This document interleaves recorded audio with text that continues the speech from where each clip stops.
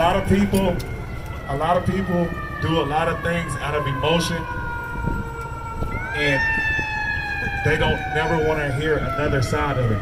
Most people don't. I don't want to talk to cops. I don't want to talk to mayors. I don't want to talk to senators. I don't want to talk to anybody. Isn't that the people that we have to talk to get these issues resolved? Right? So let's give him a chance to give some clarity on everything that's happened. Because keep it honest, most young people do not watch the news. You know, that's just kind of what it is. If it's not Snapchat or Instagram, it's not gonna get seen. So I wanted him to come out here and talk a little bit. Well, I just seen him myself. I'm 6'3". I know some of y'all didn't see him. But be going. Thanks, brother. Thank you guys for being out here. I'm here in support of what you guys have been fighting for and marching for. It's a long time coming in our country, and it's coming to a boil all across the United States right now. Saturday, 150 cities across America speaking out for justice and speaking out for truth about things that have been way too damn long and coming. The way I look at this right now, if this isn't a wake up, the messages and the protests that are taking place right now. 400 years have led up to this frustration that won't be contained anymore.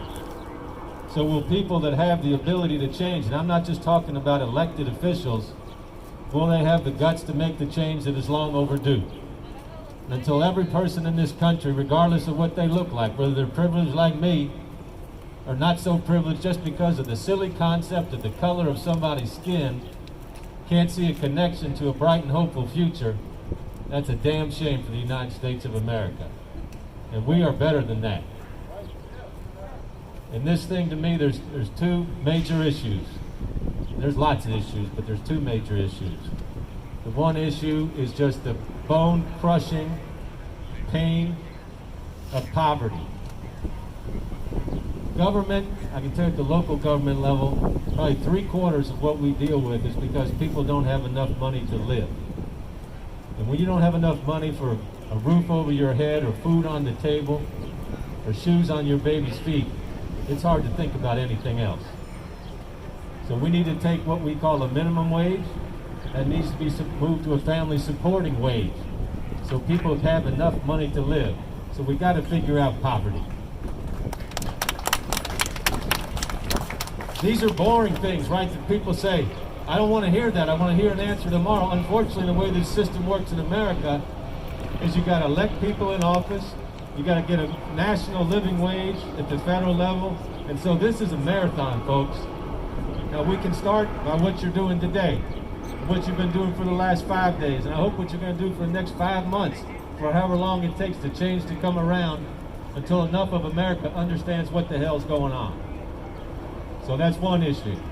The second issue is the relationship between black communities and brown communities and our police officers. There's been an imbalance of power in our country since the first ship of enslaved people arrived 400 years ago. And it's gone all the way through today. And people tell me, Mayor, I'm tired of the history lesson. The reason I give the history lesson is because most people who look like me don't know their damn history. And if they knew their history, there might be a little more empathy to what the problem is. And when that empathy comes forward, maybe some justice will follow. So when you see me as your white mayor, trying to have some calm in the city, those are the things that motivate me why I want calm, so we can get to the bigger picture. Without people talking about, well, we just want to calm things down so we can go back to business as usual. Folks, business as usual ain't working. And when I talk about going from a minimum wage to a family supporting wage, that would be a huge solution. That would eliminate poverty in our country. There are too many people.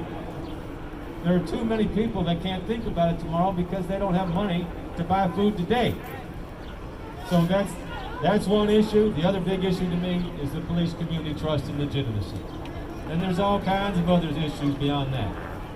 But those are the big picture issues. I'm here to listen to you guys.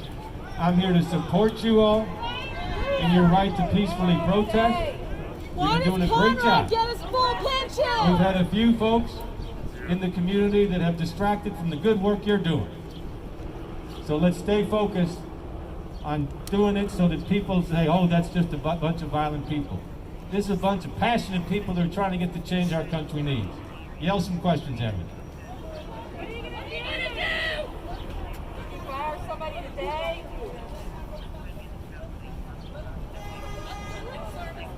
What's the question is, what is the solution to police brutality?